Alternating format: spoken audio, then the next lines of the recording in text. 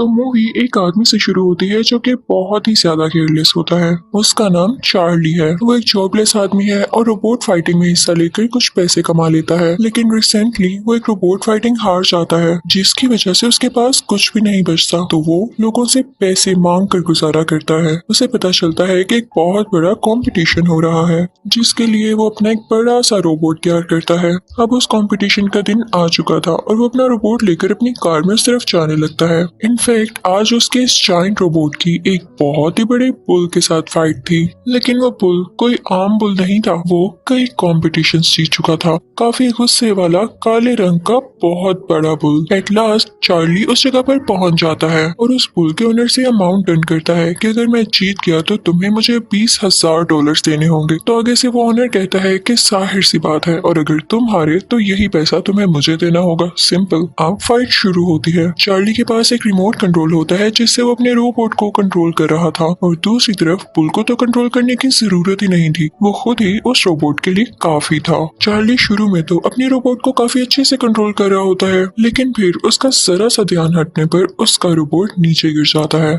Bull उसके robot को काफी बुरी तरह से जख्मी कर चुका था। अब चार्ली को टेंशन होने लगती है कि मेरा रोबोट अब कैसे खेलेगा। तो वो उस आदमी से कहता है कि ये मैच दोबारा स्टार्ट करते हैं। तो वो आदमी कहता है कि ना, अब तुम्हारा रोबोट कूड़े में जाएगा। और यही होता है। उसका इतना जायंट बुल उस रोबोट का कुछ नहीं छोड़ता। वो उसके टुकड़े टुकड़े कर देता है। जाहिर सी बात है, चार्ली अब मैच हार चुका था और उसे वादे के मुताबिक अब $20,000 उसी बुल के ऑनर को देने थे। उसके पास तो जरा भी पैसे नहीं थे, तो वो घबरा जाता है और वहाँ से भागने लगता है। वो एक जगह पर छुप जाता है। तभी वहाँ पर दो लोग आते हैं और उसे बताते हैं कि जिस औरत के साथ तुम 10 साल पहले रहते थे उसकी डेथ हो चुकी है, और अब तुम्हारा एक बेटा भी है जो कि 10 साल का है, और वो अब अकेला है क्योंकि उसकी माँ अब इस दुनिया में नहीं रही। तो उसकी आंट यानी खाला उसे अपने पास रखना चाहती है। अब ये फैसला कोर्ट तुम्हारी इजाजत के बगैर तो नहीं लेने वाली। अब तुम आकर ये बताओ कि क्या तुम्हें अपने बेटे को अपने पास रखना है या तुम अलाउ कर दोगे उसकी आंट को। चार्ली तो पहले ही वहाँ से भागना चाहता था, तो वो फौरन से वहाँ से कोर्ट चला जाता है, जहाँ पर उस बच्चे की आंट कोर्ट में कह रही होती है कि मैं बहुत ज्यादा अमीर हूँ, मैं इस बच्चे का ख्याल अच्छे से रख सकती हूँ, ये जो मांगेगा मैं इसे दूंगी। और फिर वो जाकर चार्ली से रिक्वेस्ट करती है। चार्ली को तो कोई फर्क नहीं पड़ता था कि उसका बेटा जिस मर्सी के पास जाए, क्योंकि वो उससे कभी मिला जो नहीं था और वो इजाजत देने भी वाला था। लेकिन तभी उसे एक आइडिया आता है। वो कहता है कि मैं ऐसे शो करूंगा जैसे मैं अपने बेटे को उसकी आंट के पास नहीं भेजना चाहता, और ऑब्वियसली जितनी वो अमीर है वो मुझे ऑफर तो जरूर करेगी कि इतने पैसों के बदले मुझे ये बच्चा दे दो। जब मुझे ज्यादा सारे पैसे मिल जाएंगे तो मैं अपने बच्चे की इजाजत दे दूंगा। और वो ऐसे ही करता है। उस बच्चे के आंट और अंकल चार्ली के साथ डन करते हैं कि ठीक है, तुम $1,00,000 ले लो, लेकिन अपना बेटा हमें दे दो। चार्ली तो इस बात से बहुत खुश हो जाता है क्योंकि उसे बैठे बिठाए $1,00,000 मिल चुके थे। अब उस बच्चे की आंट चार्ली से कहते हैं, लेकिन हमारे खातिर एक फेवर भी कर देना।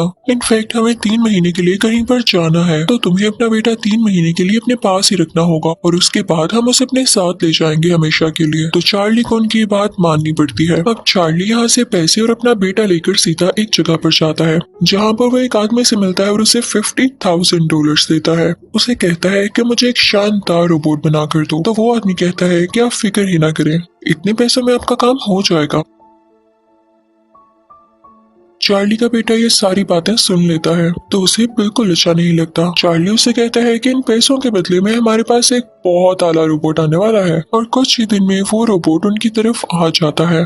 वो दोनों उसका नाम नोइजी बॉय रखते हैं। वो बहुत ही ज्यादा जायंट और पावरफुल था। चार्ली ये प्लान करता है कि क्यों ना, इतना अच्छा रोबोट मेरे पास आ चुका है तो एक रोबोट फाइटिंग ही हो जाए। चार्ली का बेटा कहता है कि मैं भी आपके साथ जाऊंगा, और अब वो दोनों एक जगह पर जाते हैं और रोबोट फाइटिंग शुरू हो जाती है। चार्ली चाहता तो इतने पावरफुल रोबोट का यूज करके वो ये फाइटिंग जीत सकता था, लेकिन था वो केयरलेस ही। वो ये फाइट भी पूरी तरह से हार जाता है क्योंकि दूसरे आदमी का रोबोट पहले तो नोइजी भाई का हाथ उखाड़ता है और फिर उसके बाद उसका सर उसकी बॉडी से अलहदा कर देता है। इस बात की वजह से चार्ली बहुत टूट जाता है। अब वो अपने बेटे से कहता है कि कुछ भी हो, मैं इस रोबोट को छोड़ कर ही रहूंगा, और फिर वहाँ से ये दोनों जंक यार्ड जाते हैं ताकि वहाँ से इनको कोई ऐसा सामान मिल सके जिनकी वजह से इसका रोबोट जुड़ सके।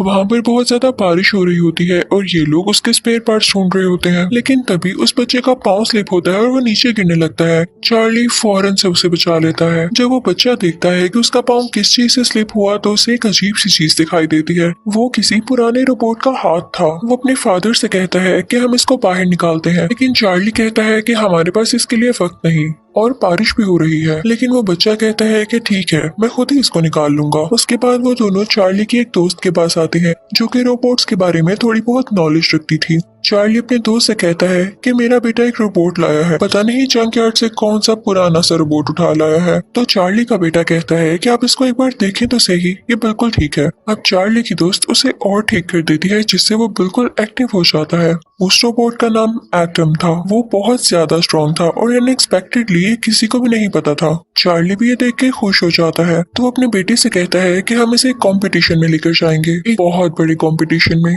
जिसमें दुनिया का सबसे ज्यादा स्ट्रॉन्ग रोबोट है और उसे आज तक कोई भी नहीं हरा सका। एटम में एक ऐसी अच्छी एबिलिटी थी कि वो चीजों को याद कर लिया करता था, यानी उसे जो भी सिखाया जाता वो फौरन सीख लेता था। उसे चाहे फाइटिंग स्किल सिखाओ या कुछ और दिखाओ, उसको कॉपी कर लिया करता था। और अब चार्ली और उसका बेटा इस रोबोट की ट्रेनिंग करते हैं ताकि ये उस रोबोट से लड़ सके। और फाइनली वो टाइम आ जाता है जब एटम काफी ज्यादा ट्रेन रोबोट बन जाता है और कई कॉम्पिटिशन्स में हिस्सा लेता है। मजे की बात ये थी कि अब चार्ली और उसका रोबोट यानी एटम कई कॉम्पिटिशन्स जीतने लगे थे और इसके लिए चार्ली को कई बार ऑफर होती है कि हमें अपना रोबोट बेच दो, चाहे हमसे $2 लाख ले लो।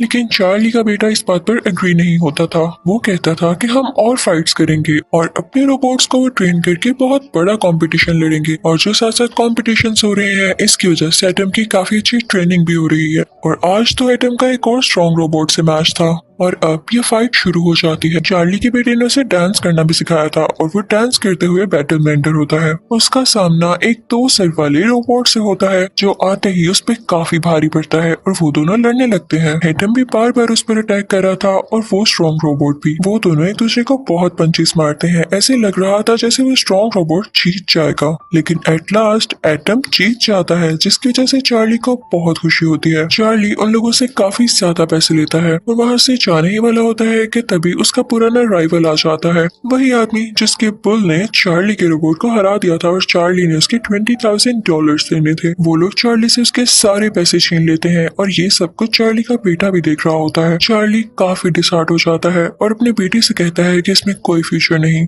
मैं तुम्हें नहीं पाल सकता, मेरे पास अब कोई पैसा नहीं बचा। और अब उस बच्चे के आंट और अंकल भी आ चुके थे तो चार्ली उससे कहता है कि आओ मैं तुम्हें तुम्हारी आंट के पास छोड़ रहा हूँ। तो वो बच्चा कहता है कि नहीं, मुझे आपके साथ रहना है। वो जबरदस्ती अपने बेटे को उसकी आंट को दे देता है और वापिस आ जाता है। उसकी दोस्त उससे पूछती है कि तुम्हारा बेटा कहाँ है, तो वो कहता है कि मैंने दे दिया उसको उसकी आंट को, मुझे ऐसा करना ही था, वैसे भी मैं उसका ठीक से ख्याल नहीं रख पा रहा था। तो उसकी दोस्त कहती है कि चार्ली तुम होश में तो हो, वो तुम्हारा बेटा है, जब वो तुम्हारे साथ रहना चाहता है तो तुम्हें क्या मसला है, तुम फौरन उसके पास वापस जाओ। तो चार्ली को ऐसा करना पड़ता है। चार्ली को एहसास हो चुका था कि उसका बेटा ही था जिसने एटम को इतनी टेक्निक सिखाई। तो वो अपने बेटे के पास जाता है और उससे कहता है कि बेटे हमारा मैच आज ज़ीउस के साथ है, यानी वही स्ट्रॉन्गेस्ट रोबोट जिसको आज तक कोई नहीं हरा सका, और हमें एटम को ट्रेन भी तो करना है। तो उसका बेटा खुशी खुशी उसके साथ आ जाता है और उसकी आंट भी उसे कुछ नहीं कहती बल्कि वो हैप्पीली इजाजत दे देती है। तो अब वो दिन आ चुका है जब ज़ीउस और एटम की फाइटिंग है। सब लोग काफी एक्साइटेड होते हैं क्योंकि पिछले कई मैचेस एटम जीत रहा था और आज जिसके साथ उसका मैच था वो ज़ीउस था, यानी दुनिया का सबसे स्ट्रॉन्ग रोबोट। कई लोग उस पर बिड लगाते हैं। वहाँ पर वो आदमी भी आया था जिसका पुल था। वो कहता है कि एटम हार जाएगा तो वो भी कई ज्यादा पैसों की बिड लगाता है जो कि उसके मुताबिक उसको वापस मिलने वाले थे, लेकिन किसी को क्या पता कि आगे क्या होता है। तो अब एंट्री होती है ज़ीउस की जो कि काफी खौफनाक एंट्री थी। मैच शुरू होने वाला था। चार्ली और उसका बेटा एक बार तो ज़ीउस को देख के घबरा जाते हैं, लेकिन चार्ली अपने बेटे से कहता है कि हमें कुछ भी करके जीतना होगा, हम ये कर सकते हैं। उनको बताया जाता है कि इनकी फाइट के 5 राउंड्स होंगे। तो पहला राउंड होता है शुरू। ये राउंड शुरू होते ही ज़ीउस फौरन से एटम को एक पंच दे मारता है। एटम बेचारा यहाँ गिर जाता है लेकिन ज़ीउस उसे पंच मारे ही जाता है। ज़ीउस उसे मौका ही नहीं दे रहा था कि वो भी कुछ कर पाता। तो यहाँ पर एटम काफी वीक हो जाता है। अब ज़ीउस उसके हेड पर शॉट मारता है, यानी उसके सर पर पंच करता है, जिससे बेचारा एटम नीचे गिर जाता है और कोई मूवमेंट नहीं करता। और यहाँ पर पहले राउंड खत्म होने की काउंटिंग स्टार्ट होती है, लेकिन तभी चार्ली का बेटा चिल्लाता है कि उठो एटम, तुम्हें करना होगा। और यहाँ पर एटम में मूवमेंट आती है। एटम फौरन से उठता है और सीयूस को एक जोरदार पंच से मारता है। वहाँ बैठी सारी ऑडियंस हैरान हो जाती है, क्योंकि आज तक सीयूस को किसी रोबोट ने ऐसा पंच नहीं मारा था। एटम काफी अच्छा फील करता है और वो जीउस को और पंचेस मारने लगता है, लेकिन जीउस को तो आ जाता है गुस्सा कि किसी ने मुझे मारा। वो एटम को इतना मारता है कि उसको मौका ही नहीं मिलता उसे मारने का। दोनों एक दूसरे को मार भी रहे होते हैं और एटम खुद को डिफेंड भी कर रहा होता है। और यहाँ पे राउंड 1 का टाइम खत्म हो जाता है। चार्ली आकर एटम को ठीक करता है, उसे कूल डाउन करता है और अब राउंड 2 शुरू हो जाता है। दूसरे राउंड में भी दोनों एक दूसरे से लड़ रहे होते हैं, लेकिन जीउस इतना ज्यादा स्ट्रॉन्ग था कि उसे कोई असर नहीं हो रहा था एटम के पंचेस से। अब जीउस उसे दोबारा मारने लगता है और एटम नीचे गिर जाता है, लेकिन लकीली उसी वक्त उठ खड़ा होता है जबकि राउंड का टाइम खत्म होने वाला था। थर्ड राउंड में भी बिल्कुल ऐसे ही होता है। अब फोर्थ राउंड शुरू हो जाता है। एटम रोबोट ने काफी मार खा ली थी, लेकिन चार्ली उसे मुसलसल इनकरेज कर रहा था कि तुम कर सकते हो, और चार्ली का बेटा उससे ज्यादा उसे इनकरेज कर रहा था। तो एटम भी हिम्मत नहीं हारता और जीउस से लड़ता रहता है। जीउस एटम को रिंग के कॉर्नर में ले जाता है और उसे इतने पंचेस मारता है कि उसकी बॉडी से धुआं निकलने लगता है और एटम काफी डाउन होता है। इससे पहले कि एटम का सिस्टम खराब हो जाता, बेल बज जाती है और राउंड 4 यहाँ खत्म हो जाता है। चार्ली फौरन वहाँ पर आता है और एटम में कुछ चेंजेस करता है, उसे ठीक करता है। अब 5th राउंड शुरू होने वाला था, लेकिन एटम की हालत ऐसी नहीं थी कि वो लड़ पाता। तो चार्ली का बेटा अपने फादर को एक आइडिया देता है कि हम जानते हैं कि एटम हमारे एक्शंस को कॉपी करता है। अब उसमें तो इतनी हिम्मत नहीं है कि वो खुद से लड़ सके, तो क्यों ना आप उसके पास खड़े होके वैसे ही एक्शंस करें, तो वो भी आपको कॉपी करने लगेगा। चार्ली कहता है कि ऐसे कैसे हो सकता है, सारे लोग हैं और वो मुझे नोट करेंगे। तो चार्ली का बेटा कहता है कि आप रिंग से बाहर ही रहिएगा, जैसे बाकी ऑडियंस चेयर अप कर रही होती है आप भी वैसे ही चेयर अप करिएगा, किसी को कोई शक नहीं होता। अब राउंड शुरू होता है। ये फाइनल राउंड था, तो चार्ली भी वैसे एक्शंस करने लगता है और जैसे उनका प्लान था एटम भी उन्हें कॉपी करने लगता है। राउंड शुरू होते ही जीउस उस पे काफी अटैक करने लगता है, उसे पंचेस मारने लगता है। शुरू में तो एटम खुद को डिफेंड कर रहा होता है, लेकिन मौका देखते ही वो भी आगे से पंचेस शुरू कर देता है। और अब जीउस की बैटरी कम होने लगी थी, जिससे वो रुकने लग जाता है, काफी स्लो डाउन हो जाता है। ये देख के चार्ली काफी खुश हो जाता है और कहता है कि अब तो आसानी से मैं इसे हरा सकूंगा। तो वो पंचेस मारना शुरू कर देता है, जिसको कॉपी करते हुए एटम भी उस जीउस पर पंचेस मारने लगता है। जीउस का ओनर जब ये देखता है तो वो खुद उसे कंट्रोल करने लगता है। उससे ये बात बर्दाश्त ही नहीं हो रही थी कि जीउस हार रहा है। दूसरी तरफ चार्ली भी अब काफी कॉन्फिडेंट था। चार्ली काफी ऊंची ऊंची जंप्स लगा रहा होता है, जिसको कॉपी करके एटम भी जीउस पे काफी ज्यादा अटैक करता है। यहाँ हम पर ये रिवील होता है कि चार्ली एक बहुत अच्छा बॉक्सर था, लेकिन जब से इस दुनिया में रोबोट्स आए तो बॉक्सर्स का करियर बिल्कुल खत्म हो गया। लोगों ने रोबोट फाइटिंग को प्रेफर किया और अब बॉक्सर्स को कोई भी नहीं पूछता था। लेकिन जब चार्ली यहाँ पर इतनी अच्छी फाइट कर रहा होता है तो उसकी दोस्त भी रोने लगती है और उसका बेटा भी काफी इमोशनल हो जाता है, क्योंकि उसे अपने बाप पर फख्र हो रहा था। वो काफी प्राउड फील कर रहा था कि उसके फादर इतने अच्छे बॉक्सर हैं, इतने अच्छे फाइटर हैं। वो हमेशा से अपने फादर को ऐसा ही देखना चाहता था।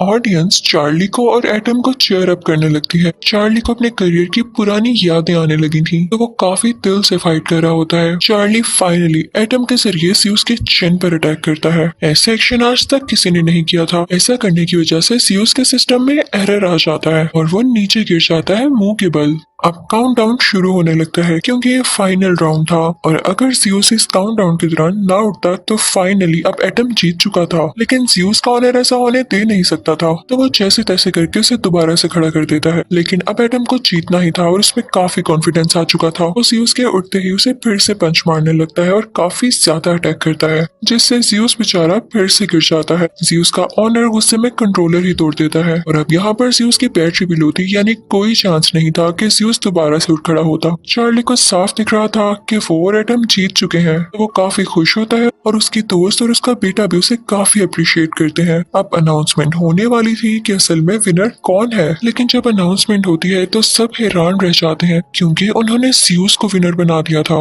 बात भी ठीक थी कि हर राउंड में जीउस ने ज्यादा अच्छा परफॉर्म किया था, बस आखिरी राउंड में एटम ने उसे हराया। लेकिन इस डिसीजन से कोई भी खुश नहीं होता। ऑडियंस कहते हैं कि आखिरी राउंड में ही तो फाइट का मजा आया, इतनी लाजवाब फाइटिंग और आपने ज़्यूस को जिता दिया। सारे लोग शोर मचाने लगते हैं। तो जिन लोगों ने अनाउंस किया था कि ज़्यूस विनर है वो कहते हैं रुके रुके पूरी बात तो सुने। ज़्यूस सिर्फ पॉइंट्स की बेस पर जीता, लेकिन इस फाइट का चैंपियन है एटम। वहां पर एटम को चैंपियन का टाइटल दिया जाता है। चार्ली को बहुत सारे पैसे मिलते हैं और काफी ज्यादा अप्रिसिएशन भी। ज़्यूस अब खत्म हो चुका था, इसलिए उसे विनर बनाने का कोई फायदा भी न होना था और सब लोग काफी खुश होने लगते हैं और चार्ली खुशी में अपने बेटे को गले से लगा लेता है। चार्ली का बेटा अपने डैड से कहता है कि मुझे आप पे प्राउड है और चार्ली भी अपने बेटे से कहता है कि मुझे तुमसे बहुत प्यार है। मुझे जो पैसे मिले हैं मैं तुम्हारी आंट को वापस करके तुम्हें अपने पास ले आऊंगा। मैं अब तुम्हें दूर नहीं जाने दूंगा। तो चार्ली का बेटा कहता है कि मुझे भी आप जैसा बनना है और यहाँ पर ये मूवी हैप्पीली एंड हो जाती है। Thank you so much for watching.